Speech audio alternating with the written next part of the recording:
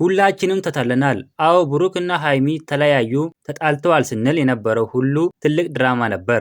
ብሩክ እና ፍጹም የሆነው ሁላችንንም ፕራንክ አድርገውናል። አሁን ግን ብሩክ ሃይሚ ፊት ተንበርክኮ ይቅርታ ጠይቋል።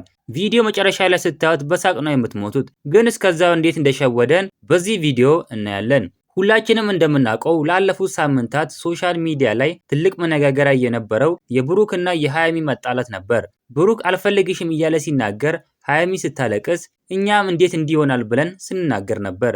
ግን እውነቱ ይህ ነው። ፍጹም እና ብሩክ ተመካክረው ነው ይሄንን ሁሉ ድራማ የሰሩት። አሁን ትልቁ ነገር የመጣው እዚህ ጋር ነው። ብሩክ በመጨረሻም ፕራንክ መሆኑን አምኖ ሃይሚን ይቅርታ ጠይቆታል። ይሄንን ይቅርታ ሲጠይቅ የነበረው ስሜት ግን በጣም የሚገርም ነበር።